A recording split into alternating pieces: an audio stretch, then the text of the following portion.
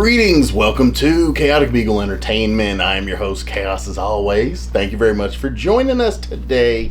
We have Mrs. Chaos and Baby Chaos both joining us today again for another video on our whole IVF baby time journey. Little one here. But yeah, so the last couple of videos, we have been talking about the IUIs, the retrieval process, and then the transfer. Today's video is going to be on some of the things that we experienced during the first trimester. It was very wild. It was a lot. It was a lot really quick. At the beginning of this, we had been, I think we were, 8 weeks in when the doctor finally released us to go to the OBG. Basically, go to your doctor and start getting checked out and treated and, just monitored by the OBG and the maternal fetal and everybody over there. So, yeah, it was, we were about 8 weeks in was it 10? We had our first appointment around 10 weeks, but we were released at 8 weeks. Yeah. 8 weeks. The doctors at the Kentucky Fertility Institute basically said, you're good to go. There's nothing else you need from us. Nothing else that we can do. Go ahead to your regular doctor and start getting checked out. So yeah. First trimester. Let's see. We had kept on going with the medications, the estrogens. Yep, estrogen 3 times a day. Maybe aspirin 1 time a day. Progesterone, vaginal suppositories twice a day. The shot once a day. Yeah. So we kept up those up until the 10-week mark. And then I think we discontinued at that point.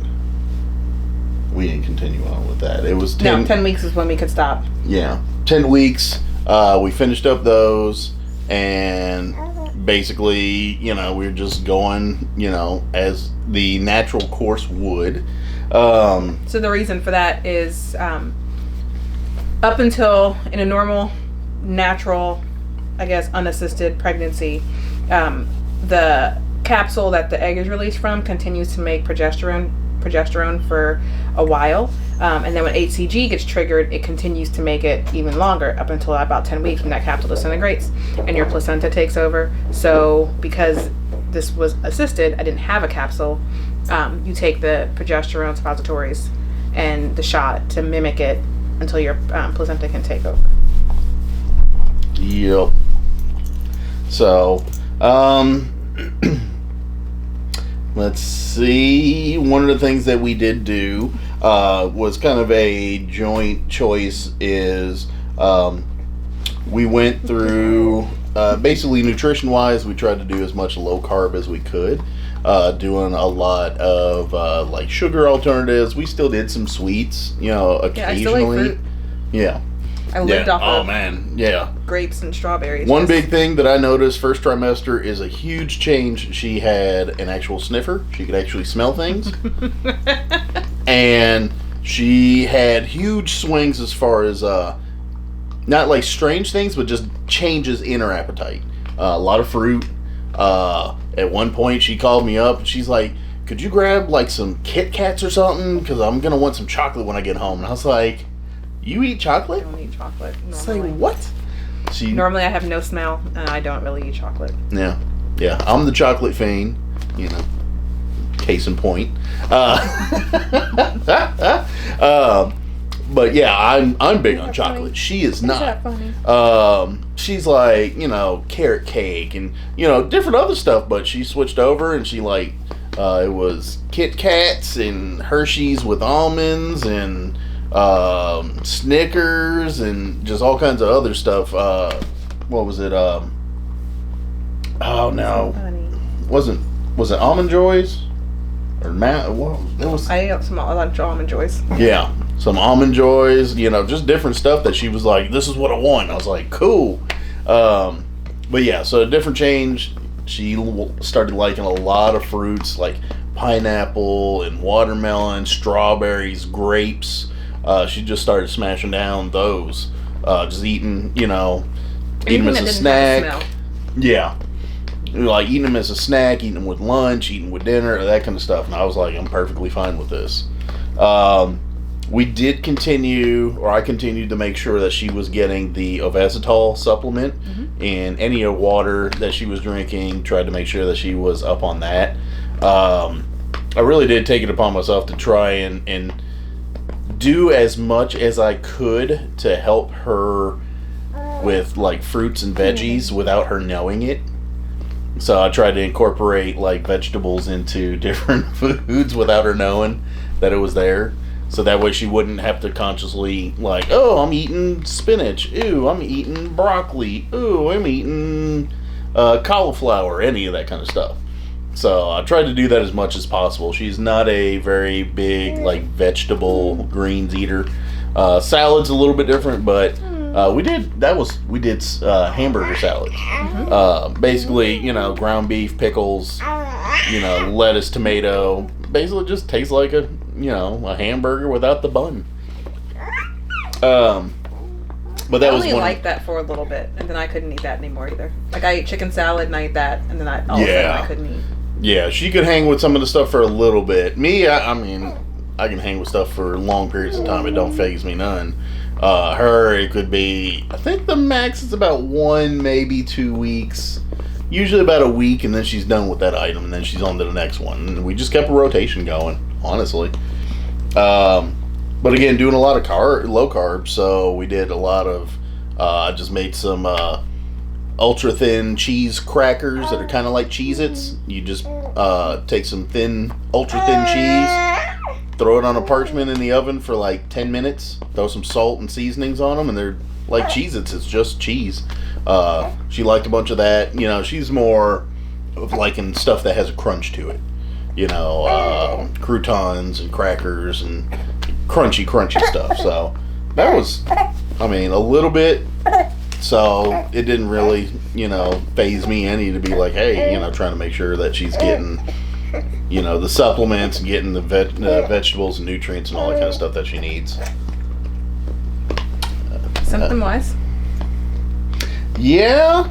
Trying to think of some of the other stuff. You didn't really have a lot of symptoms. Not in the beginning. You were tired. Oh, I was so tired. That came on so quick. Yes. I was exhausted. The act of getting out of bed made me need a nap. And during this whole time, so we'll say that during this entire time, she is still working full shifts at the hospital as a nurse all the way through the Friday before she went into labor, or we went into the hospital to have her induced on a Monday.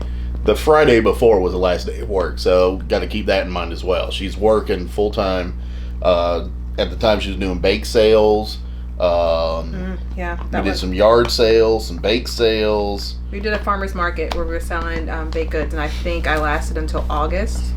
Yeah. But the heat and me being tired, I feel like I would come home from those farmers markets and just be done for the rest of the day. Like I would lay down take a nap, and then he'd wake me up to remind me to get something to eat or drink, but I could barely function. Yeah, she was very, very tired, worn out, and that came on real quick. Mm-hmm. She's usually one that does not like to sit. She does not like to sit down, be idle, lay around. She's not one to do that. So the fact that she was so tired that she really could not keep herself awake, that was huge. That was a big change. Yeah. I feel like the food aversions came on slowly. Like at first, I like a couple things I didn't want to eat. Yeah. And then it kind of progressed until the end of my first trimester. I was only eating ramen, macaroni and cheese, and pizza rolls. Yeah. Yes. Yeah. It did hit a point where, like, we're pretty big, like fried chicken, like, some food. I like food. Burgers and Chick-fil-A and, Qdoba.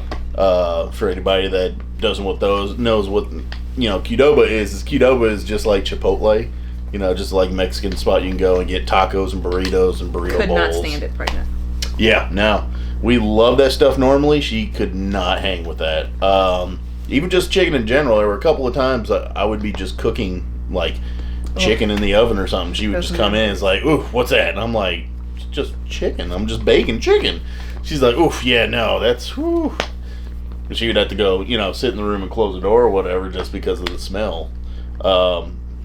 So, I mean, nothing, you never had any kind of morning sickness? You never vomited? No, but I felt hungover. I had waves of nausea. Yeah. You're But tired you all the never- time. No, I never did throw up. Waves of nausea where you would get like real drooly and be like, ooh. I think at work, I could hide it, but after a while, people started noticing that I was carrying saltines in my pocket. Mm. And I was like, ginger chews. yes, and ginger chews. And I was kind of popping them occasionally. People are like, what you doing? You didn't want a snack this morning? Nope, I'm just going to sit here quietly with my snack or take a nap on my lunch break. And I think that's really what tipped everybody off is napping on my lunch break and only eating like ginger chews and saltines. Yeah, there was like 2 bags of ginger chews. I always kept like 2 bags of ginger chews on the table at any time, so that way she could just grab what she wanted. Chewing gum. Mm-hmm. A lot of chewing gum, a lot of ginger chews, different stuff like that. But again, she didn't really have any major, other than like nausea or something just smell-wise not agreeing with her stomach. I will say, being a nurse, your patients have smells based on whatever disease process they're going over. So I noticed early on that there were some patients where I'm like, I can't go in that room. Or we don't wear masks much anymore, but I would like talk to them like across the room. And it's a coworker that actually picked up on it because I was talking to a patient in the hallway and she was going in to get them and she's like, what's going on? And I was like, oh my God, he stinks so bad. I was like, I can't go in there. And she had gone in. I work in endoscopy, so there's a lot of poop involved. She went in and she came out and she was like, I don't think it's that bad. And we went into the room and I was like, can you cover up his feet or something? And she was like, and everyone was like, I don't smell feet. And she said then she picked up that I'm probably pregnant. Yep. Because she said normally I'm just like, yeah, I'll clean them up. And I was like, I can't. Can you help? I can't do this. And so still at this point, we were still holding on to telling a lot of people. There were close family that we told, my parents, her parents, sisters, some close family that we told, but most of everybody we waited until the ultrasound at about the 3-month, the 12-week, 12-week mark. We waited until that point to really get the ultrasound from the OBG and then kind of confirm everything, because she was still a little bit skeptical, but not, it was kind of there, but she's still a little skeptical about it. A lot skeptical. And, I'm locked in and ready to rock. And, Tifa, you hitting my camera. The ChaoticBeagle. ChaoticBeagle's right down here chewing on a bone with her head propped up against the tripod. So, if there's a little vibration, it's the dog, not us. But yeah, no, I'm locked in. So we kind of waited until that 12-week mark when we did the ultrasound to really get the confirmation that yes, there's a growing baby inside there. And once we got that, then we started letting everybody know. But during the first trimester, we didn't. If somebody picked up on it, they picked up on it. Otherwise, we held back off of broadcasting it to everybody. It was hard to recognize. Like, I know that I was pregnant. I started having symptoms. I saw the baby on the first ultrasound, which we'll talk about, but it was hard to believe it. To make sense. Yeah. Because there's nothing happening then besides you feeling hungover, and so it just was weird. I don't know how to describe it. Like, I feel like people are really excited at that point, and I had a hard time wrapping my head around the fact that this was actually happening. Yeah. But now once we hit that, let me see. Yeah, we did the ultrasounds. So the 6-week ultrasound. Yeah, we did the 6-week ultrasound. I think I said, oh shit. Yeah. She's like, oh shit. I was like, yeah. Because I felt nothing still at 6 weeks. Like, I was tired, but I felt nothing else. And so. Yeah. Yeah, again, she didn't have like a lot of changes. There wasn't a lot of, symptoms or a lot of stuff that you would normally, and a big part of it too was she was sitting and saying that because she didn't feel any symptoms, she didn't really feel that it was, still a successful transfer and, the beginning of a pregnancy. And my whole thought was, really, some women don't really realize that they are pregnant until they've missed a period, which is usually 4, 5, 6 weeks. And then they're like, what's going on? I've missed a period. And then that kind of triggers the rest. And my assumption, a lot of women don't really feel different at that point. So with her not feeling anything, I was kind of like, that's still not a deciding factor in of itself. And then sometimes I did feel like a chalk up to hormones that I'm taking. Yeah, because those hormones did give her hot flashes, cold flashes. I think I still felt pretty PMS-y, pretty crampy and. Yeah. So with that, I was like, hey, that's not really a deciding factor. It's going to be, what the doctor shows us, what they have, picked up on the ultrasounds and all the other, the beta stats and all those sort of things. Yeah, so there were no more betas after the first ultrasound. They just said we would see you back in 2 weeks at the 8 week. Yeah. But at the 6 week, I don't think we had a heartbeat, did we? Yeah, no, we had a 110, which was the lowest. But it's just a glob. It doesn't look like anything. Yeah. Yeah, we got a picture at the 6 week, and then the heartbeat was 110, which was the lowest that she had. Yeah. Even now, she usually runs about 120 something, 130. Even now, she still runs, 100 plus heart rate, which is normal. Yeah, that's normal stats. It just kind of amazes me, like, once you get to be an adult, like 60s, 80s is kind of where it's hitting. But so we did the 6 week. And at the 6 week, she measured 6 weeks in 1 day. Yeah. She measured ahead, I feel like, from that point on. Yeah. She measured ahead just about every time we went in and had her checked. No weight gained at that point. Yeah, no, you did not really start showing anything till second trimester. First trimester, no real showing, no real body changes as far as size or weight or anything like that. Nothing during that first trimester. No. So in the 8 week ultrasound? Yeah. Well, actually, the stats they had her, basically they calculated that she would give birth to her at that point on 2/19 of 2024. And then later on, it pushed back to 2/23. Based off of the dates, but based off of her measurements, because of her measurements, every time I went for an ultrasound, they kept saying that I was going to deliver earlier. Like, February 14, February 19. Yeah, just because of her measuring ahead all the time.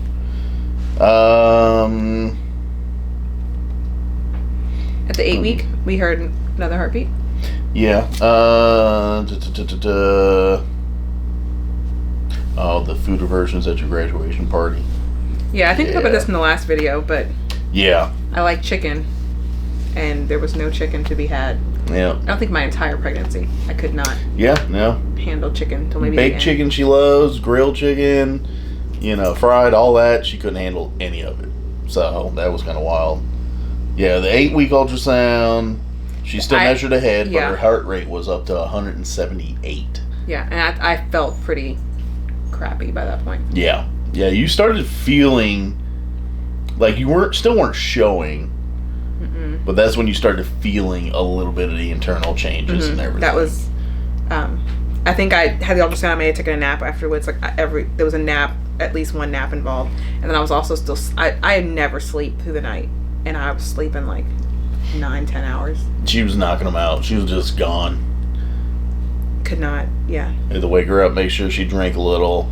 She's got a couple different, so I would make multiple thermoses of water for her, and she does like the Crystal Light and sparkling water, different stuff like that. So I'd just load her up on those. I'd have one that she would carry around the house that I would load up, and then 2 other ones that I would load up for her to take to work. So that way, if she made it through those while she was at work, she was good, hydrated.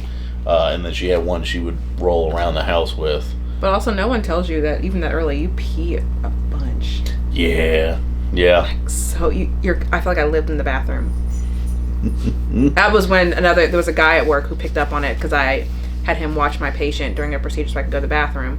And he's like, "Didn't you just go to the bathroom?" And I was like, "Are you watching my bathroom habits?" And he's like, "Oh, are you sick?" And I was like, "Nope, I just gotta pee." And then he said at the end of the day, he pulled me aside and was like, "Are you pregnant?" My wife did that when she was pregnant. So yeah, people at work picked up on it. Yeah. A large number of the people that she works with in that endocrinology department were older age. Or endoscopy, and yeah, endoscopy. Are older age people that have, they have family, they have kids, they have, not a lot of younger He's saying people. older age, but they're like my age. Well, I mean, most people are going to say, you're 40. I don't think that's older. No, but I mean, there's not a lot of early 20s, mid 20s.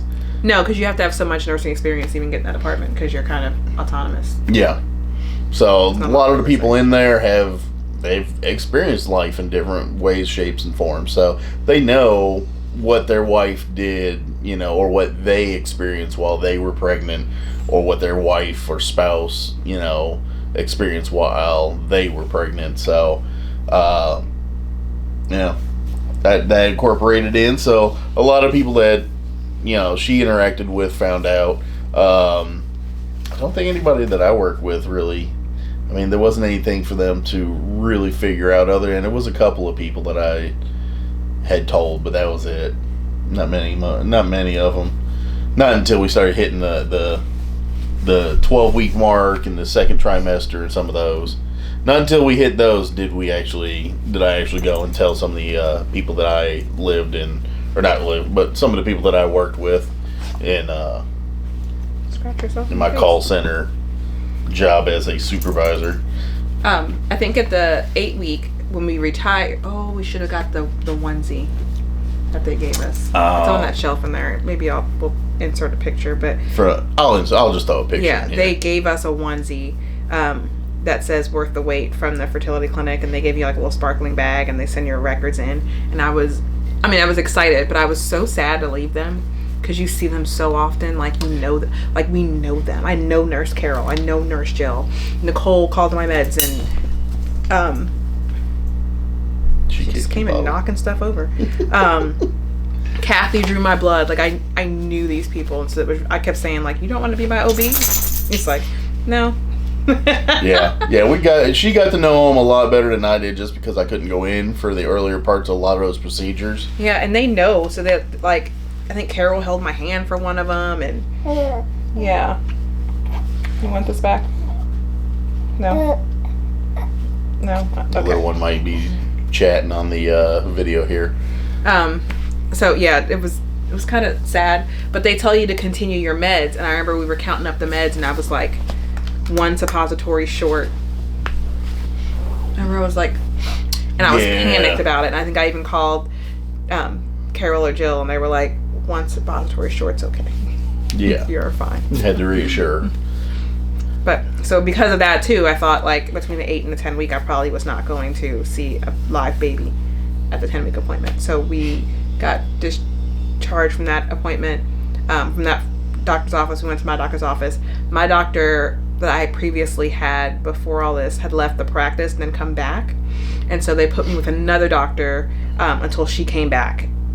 I think because the first appointment was supposed to be with my OB, and I ended up just staying with him because, first of all, his schedule was easier to make appointments with, but also he's exactly, I think, what I needed during my pregnancy. Yeah, and I think I mentioned this, like, during this whole process, once we finally got to the OBG, the doctors that they have in there, they have multiple doctors. We had each doctor when and where we exactly needed to have them. Mm-hmm. With the multiple visits that we had to do, Dr. Kang was the one that we ended up starting off with, and he was great. He's awesome. He's got just a very easy, straightforward, not like overexcited, but not underexcited. Like but he also made everything kind of enjoyable, lighthearted. He doesn't dismiss your concerns. I feel like sometimes you go to the doctor and dismiss it, like, oh, not a big deal. And he listened to what you were saying. Like I kept saying, she measured big every time, and so I was like, this kid is huge. And he's like, we'll cross that bridge when we get there. She looks great. You're doing great. So he was great at like reassuring. Stop trying to fight your sleep.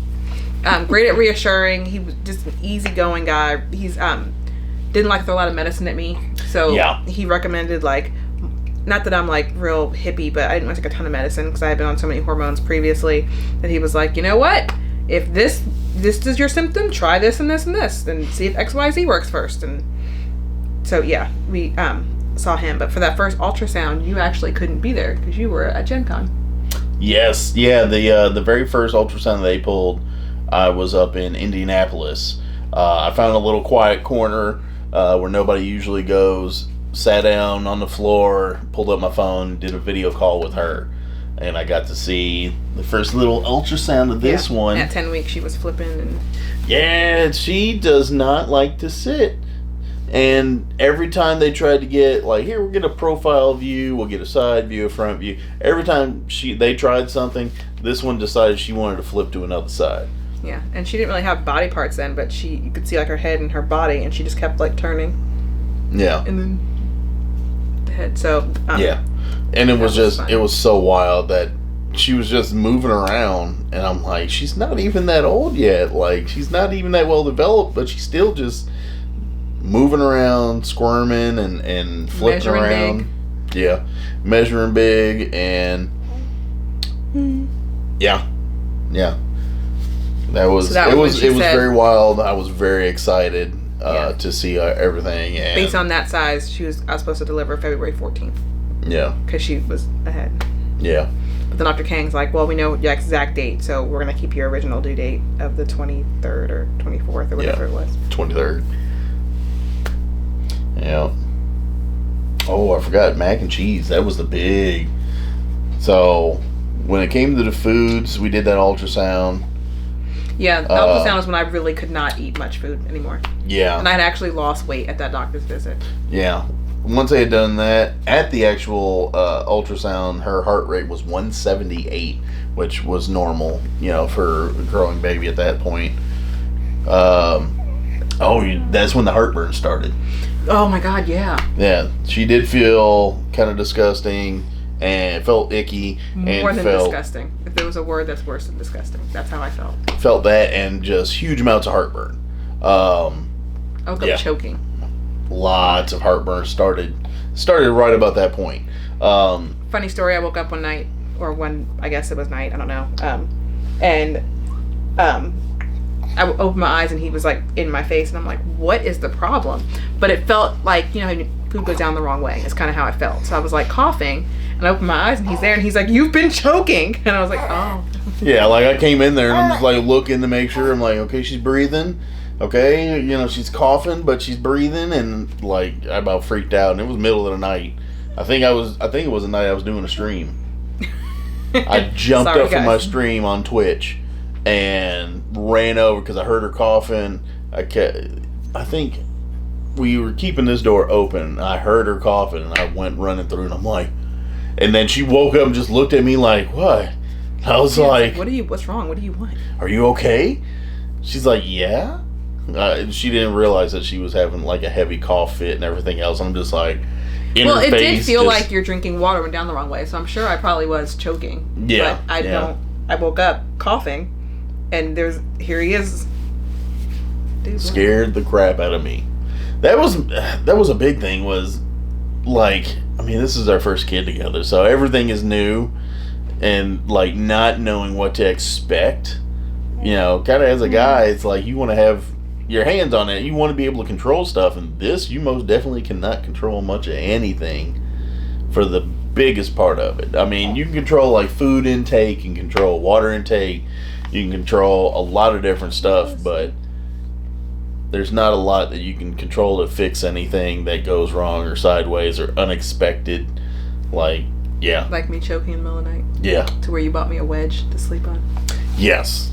Yeah, I ended up buying her a wedge to sleep on, and then later on buying her one of those body pillows, C-shaped body pillows. We'll get there. Yeah. There was a lot of stuff that was purchased to try and make sure that heartburn and discomfort did not affect her as much as it currently was at 10 to 12 weeks. Spoiler, it does not get better. It's a running theme. Yeah. Throughout this pregnancy. It just goes downhill. I will say. It goes downhill, and yeah, it gets bad. But no, I was thinking the pizza rolls, mac and cheese, and ramen were all that she would eat during that first trimester after one point. It got to a point where I got her little macaroni cups of designer mac and cheese that she could just, add water, add something to, and cook up at work. So, yeah. Annie's, yeah. Annie's, there was Kraft, there was cup noodles, regular ramen, and then pizza rolls were just galore. Pizza rolls galore. Started doing some applications on my phone to save money. I bought a Fetch, the Kroger app, anything I could do to find coupons and discounts to rack up anything money wise that we could save, just on pizza rolls and ramen and everything else. Also, side note, Dr. Kang actually kept me on the baby aspirin throughout my pregnancy. Because I'm older, because this is IVF. He said normally he would start you on aspirin at 12 weeks because of the risk for preeclampsia. And so, because I was already on it, he said I would just plan on taking it the rest of the pregnancy. So I took a baby aspirin the entire pregnancy. Yeah. For my prenatals. Yep. And still magnesium. I guess we'll take magnesium. Yeah, magnesium, zinc. I cut out zinc. Did you cut out zinc? I did. I just didn't say anything. Oh. Yeah, because I made sure that... Yeah, you kept setting it out. Yeah. I kept not taking it. It made my heartburn worse. Yeah.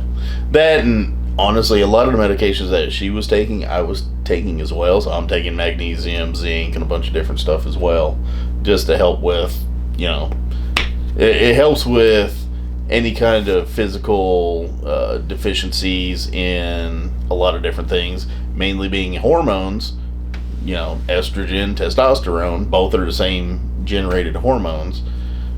So if it helps one, it's gonna help the other. So I would take a lot of the same stuff too, just not nearly as much as what she was taking. But we both basically sat there and were taking those supplements and that kind of stuff. Yeah, but first trimester was pretty uneventful. Yeah, it wasn't bad. You're just gonna feel hungover. Yeah. It was kind of fun though. So when Dr. Kang came into the office during that first visit that I could make it, during that first trimester, he handed me the Doppler, and I'm like, what is this? What am I doing? And he's like, oh, you're going to find the heartbeat. I'm like, me? Yeah, sat down at the computer. Yeah, he just sat down, and he's like, go ahead. He put the little gel on her belly, and I'm like, oh okay. Was that the one where he had the student, or was that second trimester? Second trimester. It was second. Okay, we'll bring that one up in the second trimester. But the first trimester, basically, I turned this machine on, and I put the little wand up to her belly and just kind of aimed it around, and until I could find little Miss Nugget's heartbeat, and it was just going. It was loud. It was like dun, dun, dun, dun, dun, dun, dun. I was like, oh my goodness. Still didn't feel like anything was actually happening. Yeah, but we were actually getting a heartbeat, not on an ultrasound, but on the little Doppler radar, or the Doppler heart monitor, and picked it up.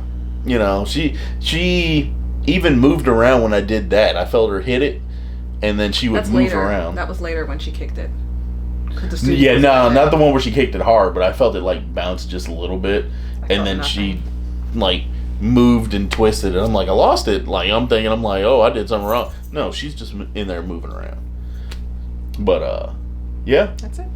That was all it really was to it. Yeah, the first trimester was not too big. It was just a lot of firsts. A lot of us come to terms that, hey, we are full on pregnant. I did not come to terms. Yeah, she didn't fully come to terms, but I was dead on sure that everything was going good, no problems, no issues. But I will say the OBG department there, ton of labs were drawn at that first visit. Yeah, a lot of different labs. And then we would go. She has the app on her phone. We would go and check out all labs and stuff later. And she would just realize that they pulled a lot of different labs, and she's like, "Oh, I didn't think they pulled this and this and this." But it was good to see. Everything was normal. Everything was good. Yeah, all titers and blood type, and they did. She had genetic testing on that embryo that she was, so he just did a couple other things looking for like cleft. I don't know, bunch of other weird stuff. I don't know or understand. But other possible genetic defects that could come about. Yeah, did my A1C. Yeah. There was a lot, but it wasn't bad. It was not very eventful, but it was very interesting and very fun, and just to see a lot of that stuff come about, and to me it confirmed that hey, we're pregnant. This is going the whole nine. But yeah, no, I was very excited, very happy about it. Everything worked out. So, and I was very, I got very happy about it. I was very emotional. You were very excited.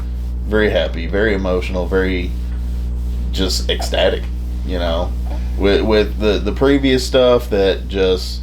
It was a lot to get to this point. Yeah. Of all the stuff that we had tried, and had the attempts that didn't work out, and then to have this one take, and it just, with her, like, the beta stats just skyrocketed, like, to a point where they were like, yep, you're pregnant, there's no ifs, ands, or buts about it. So, just to see everything kind of take off really nice, really well, we did what we could to make it as low stress around here for her as possible. I did everything that I could.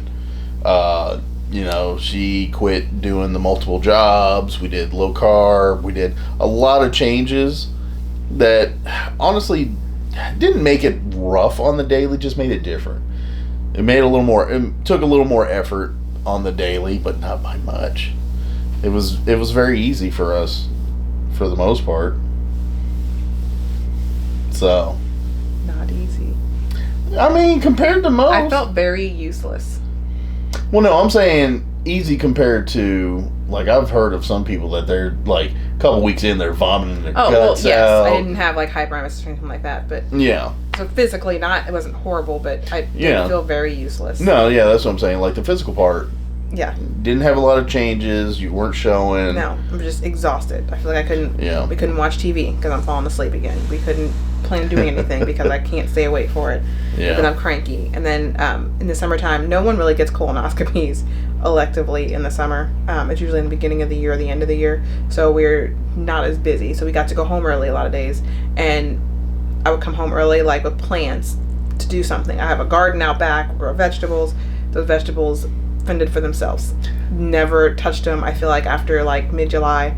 And I would come home with plans, and I would take a nap, and I would just sleep off and on the rest of the evening. And I just felt very useless. I couldn't play with the dogs. I couldn't go for walks. Yeah, there was a lot on that end. I tried to do everything that I could as far as going through and doing like DoorDash, Instacarts, a lot of that kind of stuff, just to help supplement whatever cash. Because at this point, I had quit my job and basically just working off of, basically off of her income, and then I had some cash stashed away, and that was really about it. Otherwise, not really much else to it for the first semester. Yeah. So, yeah. And then today we're both wearing our the shirts that we wore, Mommy to Be and then Daddy to Be shirts. So, yeah. Other than that, anything else to add? Not in the first trimester. It was kind of uneventful. Yeah. Yeah. All right. Well, there we go. So hopefully you guys enjoyed that. I appreciate you coming through, hanging out, checking out the videos. If you have anything, questions or anything you'd like to tell us, or any comments you just want to throw in, throw them down below. We greatly love to hear from you. If you do like these videos, like to see more, please do like, subscribe, hit that bell notification so you get notified whenever we put up some other videos. And other than that, we will see you all in the next videos. Y'all have a happy, safe, and fun week. We'll talk to you later.